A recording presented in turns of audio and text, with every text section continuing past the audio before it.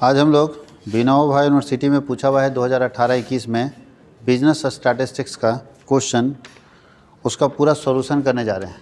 और पूरे सॉल्यूशन में हम लोग ऑब्जेक्टिव क्वेश्चन को नहीं, लॉन्ग आंसर टाइप क्वेश्चन को भी देखेंगे। लॉन्ग आंसर टाइप क्वेश्चन मतलब 60 नंबर, हम लोगों का टारगेट है कि 60 नंबर कैसे लाया जाए। तो लॉन्ग आंसर टाइप क्वेश्चन अगर देखेंगे तो वैसे टोटल क्वेश्चन 8 होता है, जिसमें से क्वेश्चन नंबर 1 जो होता है वो 10 क्वेश्चन पूछे जाते हैं, 2-2 नंबर का क्वेश्चन पूछा जाता है। क्वेश्चन नंबर 2 जो है वहाँ से लॉन्ग आंसर टाइप क्वेश्चन शुरू होता है। और क्वेश्चन नंबर 2 देखिए क्या पूछ रहा है, right a note on various method of classification, वर्गीकरण के विभिन्न विधियों का पर एक टिप्पणी लिखें। वर्गीकरण समझते हैं क्या होता है, क्लासिफिकेशन का मतलब क्या होता है, हम लोगों को पढ़ना है। क्वेश्चन नंबर 2 जो आपका दिया है, ये BVO एग्ज़ाम जो है ये आपका 18-21 सेशन का है और सब्जेक्ट कौन सा है, बिजनेस स्टैटिस्टिक्स है, BS है। और इसमें 2 नंबर क्वेश्चन बोल रहा है कि क्लासिफिकेशन करें कि वर्गीकरण के कितने प्रकार होते हैं उसको बताइए। क्लासिफिकेशन कितने तरह के होते हैं, वर्गीकरण। तो आप सब लोग जानते हैं कि जो भी डेटा कलेक्ट किया जाता है उसको क्लासीफाई करना बहुत ज़रूरी है, ताकि उससे जो रिलेवेंट इन्फॉर्मेशन है, जो हमको आवश्यक जानकारी है वो लाया जा सके। उसके लिए क्लासिफिकेशन बहुत ज़रूरी है। जैसे एग्जांपल समझा देते हैं। क्लासिफिकेशन का मतलब है कि जो आपके पास डेटा कलेक्ट होके आ रहा है, हमें जो सबसे पहला काम होता है कलेक्शन ऑफ डेटा। तो डेटा आपने कलेक्ट कर लिया, इन्फॉर्मेशन आपके पास आ गया। अब इन्फॉर्मेशन को ऐसे प्रेजेंट कीजिए कि सामने वाले को एक बार में समझ आ जाए कि आप बताना क्या चाहते हैं। उसको बोलते हैं क्लासिफिकेशन, वर्गीकरण। यानी सामने वाला व्यक्ति जो जानकारी लाना चाहता है, मान लीजिए हम अगर एक रिसर्चर हैं तो हम जो ही रिसर्च करने के लिए डेटा हमको चाहिए वो हम कैसे लाएंगे। तो जो हमारे पास रॉ डेटा है, कच्चा डेटा है, उसको हम ठीक से क्लासीफाई कर देंगे। और क्लासीफाई कर देंगे, वर्गीकरण कर देंगे, तो जो भी आवश्यक जानकारी हम आराम से कलेक्ट कर सकते हैं, आसानी से ला सकते हैं। तो देखिए क्या क्या क्लासिफिकेशन होगा वो ध्यान दीजिएगा। तो एग्जाम्पल हम लोग देते हैं कि अगर इंडिया का पॉपुलेशन हम लोग देखें, ये पिक्चर बना सकते हैं आप। क्लासिफिकेशन पूछेगा तो क्लासिफिकेशन का मीनिंग लिखिएगा। क्लासिफिकेशन का मतलब होता है division of data as per quality, as per quantity, as per requirements. जो आंकड़े हमारे पास है उनका बंटवारा करना, गुणवत्ता के आधार पर, योग्यता के आधार पर, असंख्या के आधार पर, या आवश्यक जानकारी के आधार पर। अगर हम हमारे पास जो दिए गए आंकड़े हैं उनका वर्गीकरण करते हैं, उनको बांटते हैं, डिवीजन करते हैं, तो वो कहलाता है क्लासिफिकेशन। देखिए कैसे वो समझेगा। मान लीजिए 120 करोड़ पॉपुलेशन है हमारे देश की। अगर आपके सामने 120 करोड़ जनसंख्या के बारे में खाली पेपर रख दिया जाए कि लो ये 120 करोड़ पॉपुलेशन का डिटेल है, आप कुछ नहीं बता पाओगे, पढ़ते पढ़ते थक जाओगे। अगर हम ये थोड़ा सा क्लासीफाई कर दें कि 120 करोड़ में अगर हम रिलीजन के आधार पर करें, किसके आधार पर करें, मान लेते हैं कि भारत में 4 रिलीजन ही हैं, वैसे इससे ज़्यादा है, भारत में बहुत सारे रिलीजन्स हैं, तो 4 ही हम लोग मान लेते हैं कि हिंदू, मुस्लिम, क्रिश्चियन और चलो सिख ही लिख देते हैं, सिख और क्रिश्चियन, ये 4 हैं। वैसे पारसी भी हैं, ठीक है, बहुत सारे कम्युनिटी के लोग हैं, तो हम लोग उसको इग्नोर कर देते हैं, मानते हैं भारत में जनसंख्या नहीं है उसकी। तो हम लोग ये अगर बता दें कि जो आपके पास 120 करोड़ दिख रहा है उसमें 80 करोड़ जो हिंदू है और 20 करोड़ मुस्लिम है, और बाकी इसमें मान लेते हैं 10 करोड़ 10 करोड़। बताइए, छोटा सा काम हमने किया, यानी छोटा सा क्लासिफिकेशन हमने किया, आपके दिमाग में सारी पिक्चर क्लियर हो गई, कितने सारे सवालों के जवाब ऑटोमेटिक सॉल्व हो गए। अगर सिर्फ ये लिख के छोड़ देते तो आपको कुछ नहीं समझ आता। हमने क्या किया, क्लासीफाई कर दिया, ईजी कर दिया। तो क्लासिफिकेशन का मतलब ईजी टू अंडरस्टैंडिंग, समझने लायक बनाना, समझने में आसान बनाना। क्या आप समझ गए? आप इसमें से बहुत सारे सवालों के जवाब समझ गए। आपको ये पता चल गया कि हिंदू का कितना, मुस्लिम का कितना, सिख का कितना और ईसाई का कितना। आपको ये भी पता चल गया हिंदू का सबसे ज़्यादा है, सिख क्रिश्चियन कम है। ये आपको समझ में आ गया। अब अगर इसमें हम और क्लासिफिकेशन कर दें तो ये बता दें कि हिंदू में कितने मैन हैं और कितने वीमेन हैं। एक और है TG बोलते हैं, थर्ड जेंडर। तो थर्ड जेंडर बहुत कम मिलेंगे तो उसको छोड़ देते हैं कि पुरुष कितने हैं। तो मान लो अगर 80 करोड़ जनसंख्या है तो 80 करोड़ में मान लेते हैं 50 करोड़, 50 मत करो, 42 करोड़ ये कर दो और 38 करोड़ ये कर दो। महिलाओं की संख्या 38 करोड़ है, पुरुषों की संख्या 42 करोड़ है। साफ साफ समझ आ रहा है कि नहीं आ रहा है? अगर हम इसमें शिक्षा के आधार पर डिवीज़न करेंगे तो देखेंगे कि लिटरेट कितने हैं, अनलिटरेट कितने हैं। तो पता चला 42 में से जो 32 करोड़ लोग पढ़े लिखे हैं और 10 करोड़ जो है वो पढ़े लिखे नहीं हैं। क्या लगता है, साफ साफ समझ आ रहा है कि नहीं आ रहा है? फिर महिलाएं कितनी पढ़ी लिखी है, उसमें भी कितने लोग ऐसे हैं जो अर्बन एरिया में रहते हैं, जो रूरल एरिया में रहते हैं। ग्रामीण ये होता है शहरी क्षेत्र, ये होता है ग्रामीण क्षेत्र। तो पता चला कि इसमें से 22 करोड़ जो लोग हैं वो शहरी क्षेत्र में रहते हैं और 10 करोड़ लोग जो है वो ग्रामीण क्षेत्र में रहते हैं। अब इसके बाद ही पता चला कि जो शहरी क्षेत्र में रहने वाले लोग हैं, एम्प्लॉयड कितने, अनएम्प्लॉयड कितने हैं। पता चला कि इसमें से 18 करोड़ लोग ऐसे हैं जो एम्प्लॉयड हैं, कहीं जॉब करते हैं, और 4 करोड़ लोग बेरोजगार बैठा हुआ है। हम एक ही लैक को लेकर चल रहे हैं, अभी सब लैक में इसी तरह डेवलप होता जाएगा। अब बताइएगा इस तरह से हम आपके पास क्लासिफिकेशन रख दें तो आपको किसी तरह का डेटा का आंसर देने में दिक्कत होगा क्या? सारी जानकारी आपके पास पहुंच जा रही है, आप खुद बता दोगे। हम पूछेंगे कि कितने हिंदू लोग ऐसे हैं जो अभी शिक्षित भी हैं, शिक्षित हैं और बेरोज़गार हैं, तो तुरंत दिमाग लगाएंगे, चलेंगे हिंदू के रैक में। हम लोग बोल रहे हैं कितने हिंदू पुरुष ऐसे हैं, तो पुरुष बोले तो पुरुष वाले में घुसेंगे, फिर शिक्षित में घुसेंगे, हाँ या नहीं, फिर अर्बन, आप पूछा अर्बन एरिया में कितने, तो अर्बन एरिया में घुसेंगे, फिर बेरोजगार में घुसेंगे। तो हम साफ साफ डेटा हमारे पास है, तो हम सारा इन्फॉर्मेशन दे सकते हैं कि कितने लोग हैं और कितना जानकारी आपसे पूछा जा रहा है। ये है क्लासिफिकेशन ऑफ डेटा। डेटा को अपने हिसाब से क्लासीफाई कर देना, वर्गीकृत कर देना, ताकि समझने में आसान पड़ गया, ईजी टू अंडरस्टैंड, आसानी से समझने लायक बनाना क्लासिफिकेशन। अगर ये नहीं करेंगे ना, कुछ नहीं समझ आएगा। सोचिए भारत की जनसंख्या जब पटक दी जाए भारत सरकार के पास, लीजिए सर जनसंख्या मांग रहे थे, दे दिए, और उसका वर्गीकरण नहीं करे तो समझ आएगा? तो क्या होता है जानते हैं? इस तरह से वर्गीकरण नहीं होता है। वहाँ सबसे पहले होता है भारत की जनसंख्या, फिर भारत में राज्यों की जनसंख्या कितनी है, सारे राज्य ना जोड़ के उतना है, तो झारखंड का कितना, बिहार का कितना, यूपी का कितना, फिर झारखंड में आएगा तो बोलता है जिले वाइज बताओ, फिर जिले के बाद होता है ब्लॉक वाइज बताओ, फिर ब्लॉक के बाद क्या होता है पंचायत वाइज बताओ, पंचायत के बाद आपका गांव का जनसंख्या। और गूगल में आप अपने गांव का नाम सर्च करेंगे तो आपकी गांव की जनसंख्या आपको नहीं मालूम होगा, लेकिन गूगल को मालूम है, क्योंकि उसने क्लासीफिकेशन, गूगल ने नहीं किया है, भारत सरकार ने किया है। अब सर्च मार के देखिएगा, आपको पता चल जाएगा कितने वोटर हैं आपके गाँव में, कितने मैन हैं, कितने वीमेन हैं, कितना स्क्वायर किलोमीटर में आपका गाँव फैला हुआ है। आपको नहीं मालूम होगा शायद अपने गाँव के एरिया, लेकिन उसको मालूम है, गूगल में सर्च मार के देख लीजिए, आ जाएगा, क्योंकि भारत सरकार का ही डेटा है। अब भारत सरकार क्यों ऐसा दे पाई कि आपका गांव का कितना एरिया है? क्योंकि भारत सरकार उसको क्या कि क्लासीफाई कर दी, छोटे छोटे लेवल पर बांट दी। आज आसानी से इन्फॉर्मेशन अवेलेबल है। बात समझ गए? आपके पंचायत की क्या स्थिति है वो समझ में आ जाएगा, आपके गांव की क्या स्थिति, कितने घर हैं। हमको भी मेरे गांव के बारे में नहीं पता था, गूगल में सर्च मारे तो पता चला कि 1000 घर है हमारे गाँव में, 1000 घरों का हमारा गाँव है। बड़ा गाँव माना जाता है कि 1000 घर है तो बड़े गाँव है, क्योंकि 1000 घर ज़्यादा होता नहीं है। 1570 वोट है, 1570 लोग ऐसे हैं जो वोटिंग करते हैं, 1570 लोग हैं जो वोटिंग कर सकते हैं, बच्चा लोग को छोड़ के। तो ये सब समझ में आ रहा है कि कैसे लोग हैं, कहाँ रह रहे हैं, कितने लोग हैं, इनकम लेवल क्या है, सब डिटेल आपके पास इसलिए आसानी से आ जाता है क्योंकि वहाँ डेटा को क्या किया गया है, क्लासीफाई किया गया। बात समझ गए? आप बताइए, गूगल पे जो आप देख रहे हैं, गूगल पे भी क्लासिफिकेशन ही होता है डेटा का। आप जब मांगते हैं कि हमको रसिया का पॉपुलेशन दीजिए, तो गूगल क्या करता है, चाइना का भी भेज देता है? नहीं, वो तुरंत क्लासीफाई करता है, रसिया का इन्फॉर्मेशन आपको सप्लाई कर देता है। वो भी क्या किया, पार्टीशन किया है, क्लासीफाई कर दिया अपने इन्फॉर्मेशन को, छोटे छोटे टुकड़े में बांट दिया। सोचिए अगर रसिया का पॉपुलेशन पूछे और एक ही पीडीएफ में दुनिया का पॉपुलेशन लिखा रहे और वो पीडीएफ आपको भेज दे गूगल। अब पढ़ रहे हैं ऊपर से चाइना से जो शुरू किए, चाइना, भारत, श्रीलंका, नेपाल, जापान, ढूंढते जाएगा, नीचे आएगा रसिया। अच्छा लगेगा पढ़ने में? क्यों? ऐसा भेज सकता था ना वो कि सारे देश दुनिया का पॉपुलेशन एक ही पीडीएफ में डाल दो। नहीं, ऐसा नहीं किया। वो क्या किया, छोटा छोटा पोर्शन में बांटा है कि अगर कोई व्यक्ति सर्च करता है केवल रसिया का पॉपुलेशन तो उसको इन्फॉर्मेशन दीजिए रसिया का पॉपुलेशन। अगर कोई चाइना का चाहता है तो उसको सिर्फ चाइना का बताइए। अगर कोई बोलता है कि पूरे वर्ल्ड का पॉपुलेशन का हमको पीडीएफ दीजिए तो उसको सब दे दो। तो क्या किया, अपने इन्फॉर्मेशन को क्लासीफाई किया। बात समझ गए? क्लासिफिकेशन क्या लिख सकते हैं? वर्गीकरण का मतलब क्या हुआ, आंकड़ों को आसान बनाना ताकि सामने वाला उस आंकड़े को आसानी से समझ सके। दूसरा क्वेश्चन है टाइम सीरीज क्या है और इसके कितने कंपोनेंट हैं। टाइम सीरीज आपको पढ़ा दिया गया था। समय के, ध्यान दीजिएगा, समय के आधार पर डेटा में क्या परिवर्तन होता है और समय को मेजर करना, टाइम को मेजर करना टाइम सीरीज कहलाता है। टाइम सीरीज का मतलब है कि समय को एनालिसिस करना कि समय क्या चल रहा है, मेरे बिजनेस का टाइम कैसा चल रहा है।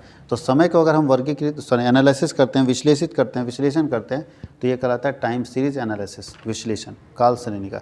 इसके कितने कंपोनेंट है? तो इसमें 4 तरह के वेरिएशन होते हैं। एक होता है सीजनल वेरिएशन। ध्यान दीजिएगा, आपके बिजनेस में कभी कभी ऐसा होता है, जैसे अभी देखिए, अभी कोल्ड ड्रिंक्स वाला बिजनेसमैन क्या सोच रहा होगा, मेरा समय खराब चल रहा है, वो जानता है सीजनल वेरिएशन से हम अभी ग्रसित हैं, अभी सीजन ऐसा चल रहा है कि हमारा प्रोडक्ट नहीं बिकेगा। और चाय वाला क्यों आज खूब घमंड में रहेगा कि मेरा देखो सेल, देख रहा है बिजनेस का तरीका।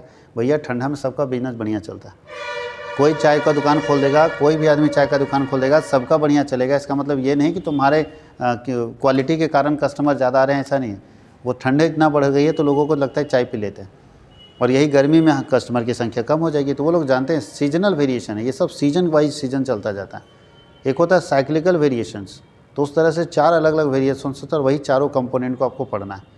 आपके पास बुक में भी मिल जाएगा कंपोनेंट्स। थर्ड क्वेश्चन है प्रोबेबिलिटी क्या है, और एग्जाम्पल देके बनाइए इसका एडिशन थ्योरम क्यों, योग प्रमेय को समझाइए। तो प्रोबेबिलिटी क्या है बताइए, किसी काम के करने या किसी घटना के घटित होने की संभावना, कि कोई काम होगा या नहीं होगा, उस संभावना को हम लोग प्रायिकता बोलते हैं, प्रोबेबिलिटी बोलते हैं, कि कोई काम होगा या नहीं होगा। अच्छा, किसी घटना के घटित होने की जो मतलब कन्फर्म घटित होने के जो चांस है, उसका प्रोबेबिलिटी कितना आता है 1।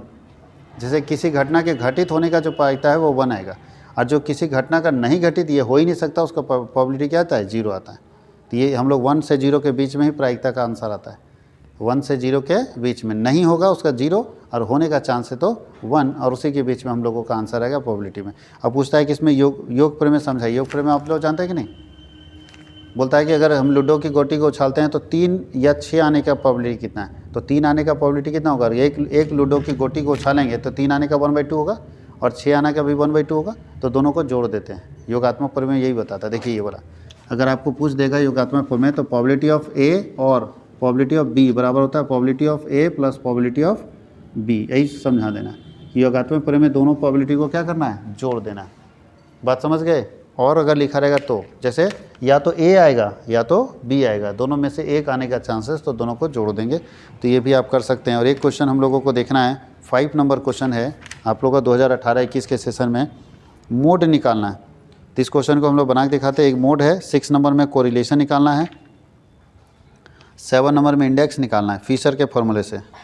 कोई दिक्कत है? तो चलिए ये तीनों क्वेश्चन को हम लोग बनाते हैं, इसको आप लोग लिख लीजिए।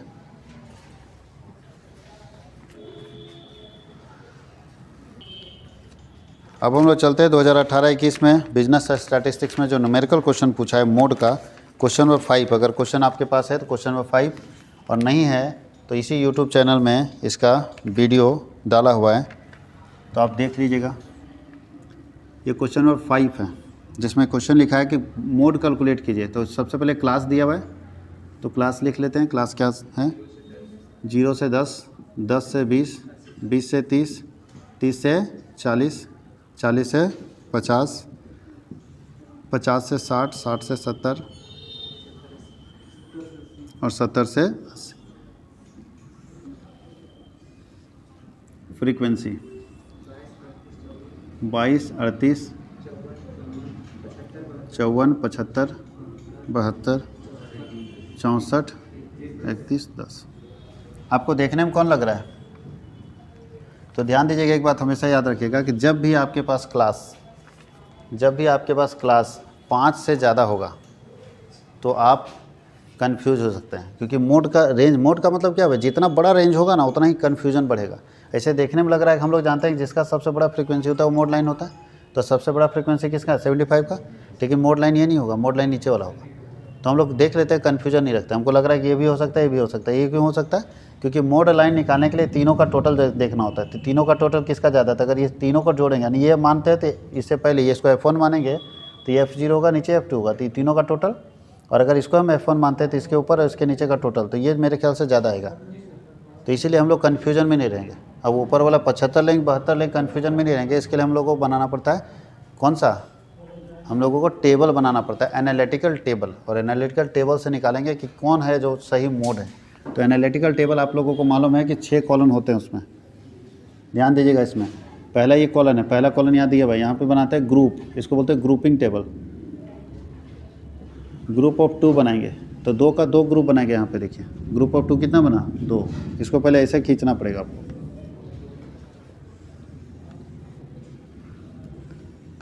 ग्रुप ऑफ 2 बना, 2 का 2 ग्रुप। यहाँ पे बनता है ग्रुप ऑफ 3, ग्रुप ऑफ, और 3 का कितना ग्रुप बनेगा? 3 ग्रुप बनेगा, 1, 2 और 3। और यहाँ बनेगा एनालिटिकल टेबल। यहाँ पे हम लोग एनालिटिकल टेबल करेंगे।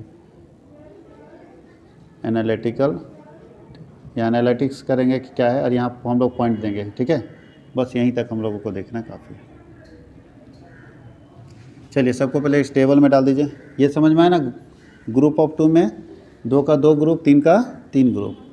इसको आपको अपने कॉपी में मेहनत करके बनाना टेबल। अब देखिए कैसे बनाएंगे, ध्यान दीजिएगा। तो नियम ये बोलता है ग्रुपिंग टेबल का, इसको ग्रुपिंग टेबल बोलते हैं, कि सबसे बड़ा जो फ्रीक्वेंसी होगा उसको घेरिए। सबसे बड़ा ये है ना, इसके सामने एक पॉइंट दीजिए एनालिटिकल टेबल में। बड़ा है इसलिए 1 नंबर 1 पॉइंट मिल गया। अब क्या करेंगे, ग्रुप ऑफ 2 है तो ऊपर से 2 का ग्रुप बनाएंगे। तो बताइए कितना आता है इसका दोनों का ग्रुप बना के, 60 आता है। इसका कितना आता है 112 है ना, ये ना आएगा 129। इसका कितना आता है 136 आता है। देखो भाग गया ये। हम लोग जिस पर घमंड कर रहे थे 75 पर 75 पिछड़ गए यहाँ पे, हाँ या नहीं। विराट कोहली, रोहित शर्मा ख़त्म और सूर्य कुमार यादव मार दिया इधर। चलिए इधर देखिए, अब बताइए ये बड़ा हो गया। अब ये बड़ा हो गया तो ये दोनों से मिल के बना है, तो पॉइंट तो दोनों में देना होगा, क्योंकि जो बड़ा है उसको पॉइंट मिलेगा। तो ये अकेले तो बड़ा नहीं हुआ है, ये दोनों में पॉइंट देंगे। तो ये दोनों में जाके पॉइंट देंगे। देखिए 1 पॉइंट इसमें, 1 पॉइंट इसमें। यहाँ तक कोई दिक्कत है? ग्रुप ऑफ 2 समझ गए। अब फिर क्या करेंगे, ग्रुप ऑफ 2 आगे बढ़ाएंगे तो एक छोड़कर ग्रुप बनाएंगे। सबसे पहले ऊपर से 2 बनाए, अब एक छोड़कर 2 बनाएंगे। तो ये दोनों का बनेगा, ये दोनों का बनेगा, ये दोनों का बनेगा। छटक जाएगा, अकेला तो ग्रुप नहीं बन सकता है, हटा दीजिए। अब देखिए ये दोनों का बनेगा तो ये दोनों जोड़ेंगे, कितना आता है 8 4 12 5 3 8 1 9 92। इसका दोनों जोड़िए, कितना आता है 147 आएगा। इसका कितना आता है 95। अब बताइए कौन बड़ा है इसमें, दोनों से ना मिलके बना है, तो दोनों में एक एक दीजिए, 21 में 21 में। 3 राउंड का खेला हो चुका है, 1 राउंड 2 राउंड 3 राउंड। देखो इसको 1 बोलते हैं, इसको दूसरा राउंड, इसको तीसरा राउंड। और तीसरे राउंड के खेला तक ये समझ में आ रहा है कि ये दोनों 2 नंबर लाके बराबर पोजीशन पे, किधर पड़ रहा भारी होगा पता नहीं। चलते हैं चौथे राउंड, 5वें राउंड और छठे राउंड के खेल में। और अब बताओ चौथे राउंड में कितने लोगों को भिड़ाएंगे, 3। अभी तक तो 2 भिड़ा रहे थे, अब 3 भिड़ाएंगे। तो 3 ऊपर से ना, 3 ऊपर से 3, ये तीनों भिड़ाइए, ये कॉलन ये कॉलन ये कॉलन। तो ये तीनों आएगा 8 4 12 और 2 14, 4 हाथ में 1, 3 2 5 5 10 114 आएगा। और फिर ये तीनों को भिड़ाएंगे तो कितना आता है 5 2 7 7 4 11 के एक हाथ में। ये तीनों ना भिड़ेगा, ये दोनों तो भिड़ेगा ही नहीं, क्योंकि बेचारा 2 रह गया, इसको तीसरा आदमी मिला ही नहीं, तो इसको तो काट दीजिए। तो इसका कितना आता है 5 2 7 4 11 7 7 14 7 21 211। अब बताइए ये बड़ा है, अकेले बड़ा बना कि तीनों से मिल के। अब लो 1 राउंड और खिलाएं तभी बराबर चल रहा है, हाँ या नहीं। अब क्या करेंगे, 2 राउंड अभी बचा मैं, भाई ऊपर से 1 छोड़ेंगे, नीचे 3 जोड़ेंगे। ऊपर से 1 छोड़ेंगे और नीचे 3 जोड़ेंगे। तो ऊपर से 1 छूट गया, 3 छूट गया है। ये तीनों को जोड़ेंगे, कितना आता है 8 4 12 और 5 17, 5 3 8 8 7 15 1 16, ही ना आएगा। इन तीनों को जोड़िए, 4 1 5 5 और 2 7 7 6 13 और 3 16, 167। लो बराबर आ गया। फिर से एक बार चेक करते हैं, 4 2 6 1 7 6 3 9 और 7 16, गजब। अब क्या करेंगे, ये तो बड़ा मामला पेचीदा हो रहा है। तो चलिए ट्राई करते हैं, दोनों सबको नहीं मिलेगा, दोनों बड़ा है तो दोनों दीजिए, इसको भी दीजिए, इसको भी दीजिए, इसको भी दीजिए, इसको भी दीजिए, इसको भी दीजिए, इसको भी। लास्ट राउंड है। अब सोच लो, एकदम डांस इंडिया डांस का प्रोग्राम चल रहा है, लास्ट तक जाके 2 आदमी बराबर पोजीशन पे पड़ा हुआ है। लास्ट राउंड है, अगर नहीं क्लियर हुआ तो फिर नचवाएंगे, क्या उपाय है, फिर से नचवाना पड़ेगा। तो चलिए अब क्या करेंगे, ऊपर 2 कैंसिल कर दीजिए और नीचे से 3 लीजिए, हाँ या नहीं। नीचे से क्या करेंगे, 3 लेंगे और यहाँ से 3 लेंगे। बताइए नीचे से 3 लेंगे तो फिर ये ख़त्म हो गया, देख लीजिए। कन्फर्म नहीं है कि यहाँ निकल नहीं पाएगा। 5 कितना आता है 5 4 9 और 2 11 आता है ना। 7 7 14 और 1 5 19 और 1 20, 201 ना आएगा। इसका कितना आता है 4 1 5 6 3 और 1 10, 105। बताइए फिर ये आ गया। अब इसमें कन्फ्यूज कर दिया। अब बताओ दोनों, ये भी 5 नंबर लाए, ये भी 5 पॉइंट के साथ, 2 पॉइंट के साथ, 1 पॉइंट के साथ, 3 पॉइंट के साथ, 1 से, तो ये दोनों फिर कन्फ्यूज हो गया ना। अब यहाँ क्या होगा, डिफाइंड मतलब मोड क्लियर है या नहीं क्लियर है, नहीं क्लियर है। अब क्या करेंगे, कन्फ्यूजन हो गया, दोनों बराबर पॉइंट ला दिया, तो किसको डिक्लेयर करें। तो ऐसे सिचुएशन में जब ऐसा होगा कि आपका एनालिटिकल टेबल या ग्रुप टेबल बनाते हैं और दोनों बराबर आ जाता है, तो वैसे कंडीशन में हम लोग लगाते हैं इंस्पेक्शन मेथड। इंस्पेक्शन, निरीक्षण करो, इसको बोलते हैं निरीक्षण विधि।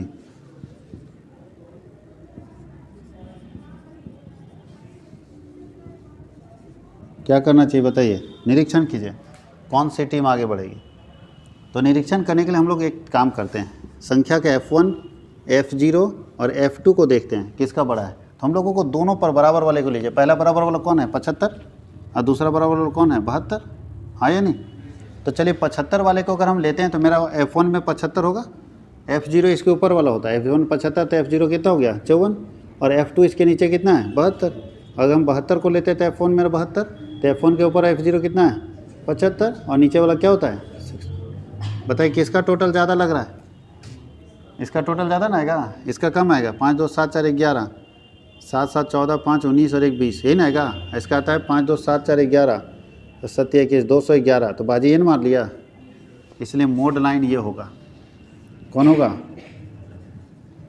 अब ध्यान दीजिए इसका फॉर्मूला क्या लगेगा, Z बराबर L1 प्लस मोड लाइन ये है तो F1 ये है, ऊपर F0 और नीचे F2 है।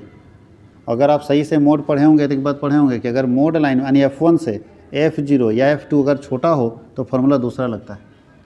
फार्मूला क्या लगता है दूसरा। तो यहाँ क्या होगा F2 by F0 plus F2 और इंटू आई। L1 कितना है देखिए तो प्लस F2 कितना है 64 बाई F0 कितना है 75 और प्लस 64 इंटू आई का डिफरेंस कितना है 10 का। सॉल्व कर लीजिएगा, सॉल्व हो जाएगा। कहाँ फंसे देख लीजिए, यही है ट्रिक। अगर सही से नहीं सॉल्व किए तो फंस जाएगा। फार्मूला सेकेंड दूसरा फार्मूला लगेगा L1 प्लस, वो यहाँ नहीं लगेगा, L2 माइनस वाला ना बोल रहे हैं, वो यहाँ नहीं लगेगा। अब चलते हैं हम लोग एक कोरिलेशन का क्वेश्चन बनाते हैं। कोरिलेशन में कैसे बनाएंगे, तो इसको पहले लिख लीजिए फिर कोरिलेशन एक बार बनाते हैं।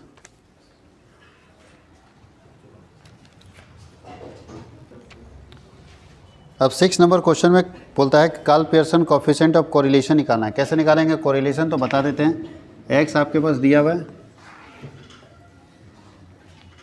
10 12 13 14 16 और y आपके पास दिया हुआ है 7 9 11 10 13। आप सभी लोगों को मालूम है कि दो तरह का फॉर्मूला लगता है, एक मीन का वैल्यू निकल जाए तो और एक ना निकले तो एक बार ट्राई कर लेते हैं, निकल जाएगा तो ठीक है।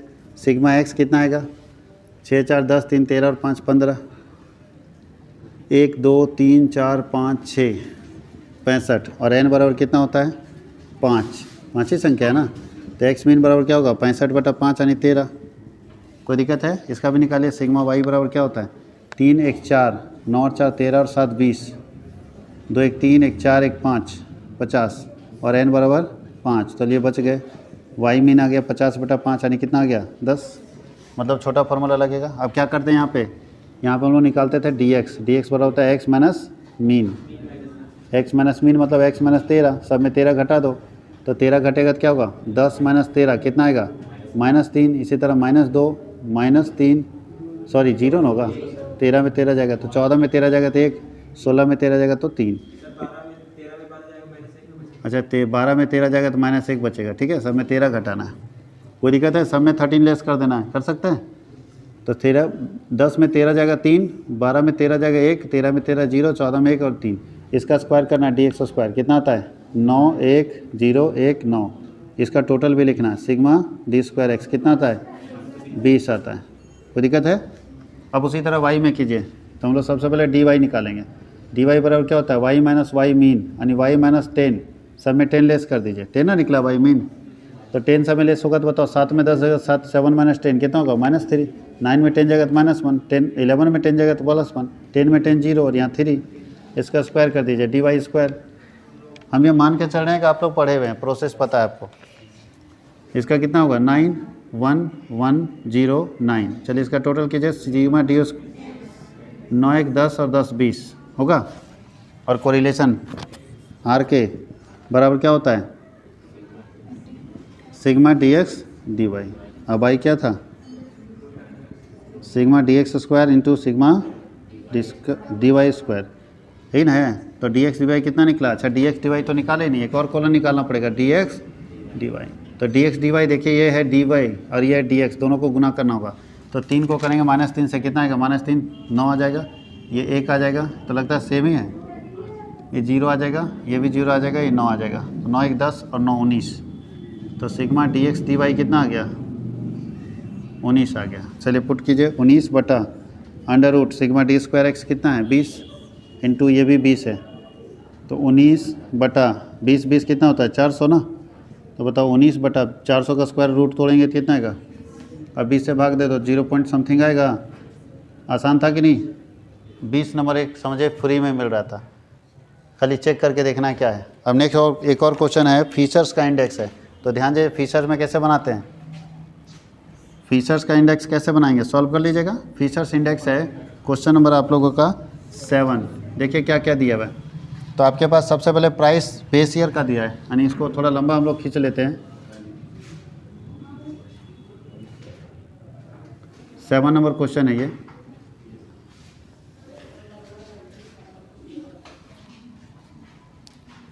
यहाँ लिखा आइटम्स ABCDE, यहाँ है बेस ईयर।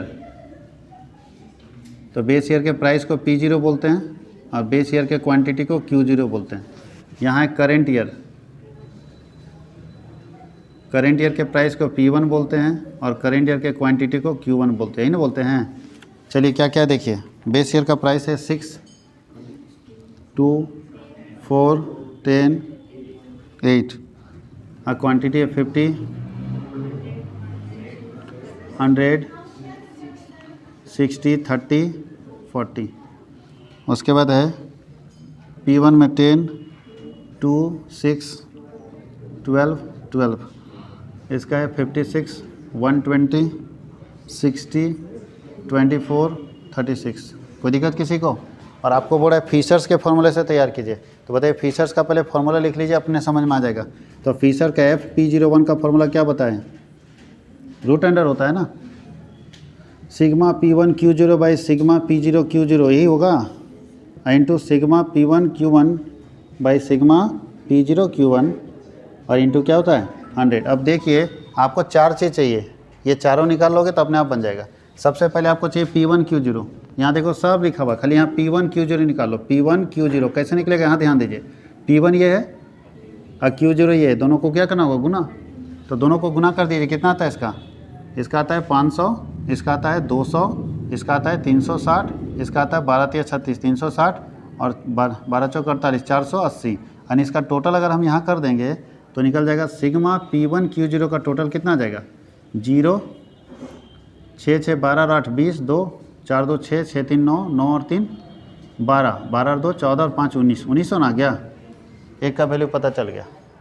कोई दिक्कत है। अब दूसरा क्या चाहिए P0 Q0, तो P0 यहाँ निकालिए, Q0 यहाँ निकालिए। तो P0 Q0 ये देखिए यहाँ ये दोनों को मल्टीप्लाई करेंगे, P0 Q0 कितना आता है 300, इसका कितना आता है 200, 6 चौके 24 240, 300 और 8 चौके 32 320। इसका भी टोटल कर देंगे तो निकल जाएगा सिग्मा P0 Q0 कितना आता है, जोड़िए 0, 4 और 2 6, 3 3 2 5, 5 और 2 7, 7 3 10, 10 और 3 13, 1360। दो तो अपने को मिल गया, दो और चाहिए।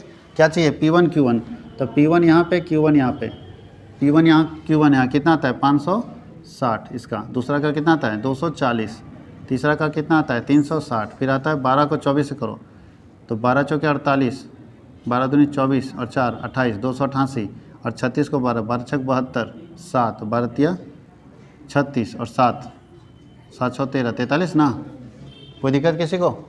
अब यहाँ पे क्या निकलेगा मेरा P1 Q1 कितना आता है P1 Q1 8 2 10, 6 4 10, 10 और 6 16, 16 और 8 24, 24 और 3 27 और 1 28 होगा। हाथ में 2 5 2 7, 7 2 9, 9 और 3 12, 12 और 2 14 और 4 18, 1880।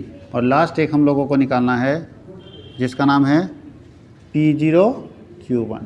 तो P0 Q1 कैसे निकलेगा, P0 ये है Q1 ये है, दोनों को गुना करो तो 56 को 6 करो, 6 छक 36, 6 25 30 और 3 33, 120 को 2 से करो 240, 60 को 4 से करो 240, 24 को 10 से करो 240 और 36 को 8 से करो 8 छक 48, 4 8 3 24 और 4 28, 288। जोड़िए कितना आता है इसका सिग्मा P0 Q1। देखिएगा प्लस में गुना उना में कहीं मिस्टेक हुआ होगा तो वो चेक कर लीजिएगा, ठीक है, क्योंकि जल्दी में हम लोग गुना कर रहे हैं तो शायद कहीं मिस्टेक, लेकिन रूल्स यही है।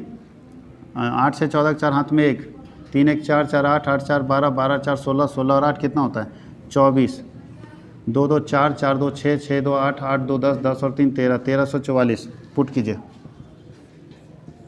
तो पहला 1900 बटा 1360 इंटू 1880 और बटा 1344 इंटू 100, इसका स्क्वायर रूट निकाल लोगे आप लोग? यही तो सबसे मुसीबत है जो हम करेंगे नहीं, ये आपको एग्ज़ाम में अपने से करना है। तो ये 1 साल का पूरा क्वेश्चन का पैटर्न आपको समझ में आ गया कि कैसा क्वेश्चन पूछता है। अगर ठीक से बनाएंगे तो अच्छी खासी तैयारी हो जाएगी। और क्वेश्चन एक बात ध्यान दीजिएगा, आपको क्वेश्चन देखने से एक चीज़ समझ में आ रहा है कि क्वेश्चन का लेवल टफ नहीं होता है। क्वेश्चन स्टैंडर्ड लेवल का पूछता नहीं, मीडियम जिसको बोलते हैं, मीडियम लेवल का। थोड़ा सा भी कोई बच्चा पढ़ा लिखा है और थोड़ा भी जानता है तो इसमें आराम से क्वेश्चन बना के और अच्छा मार्क्स ला सकता है। लिखिए इसको।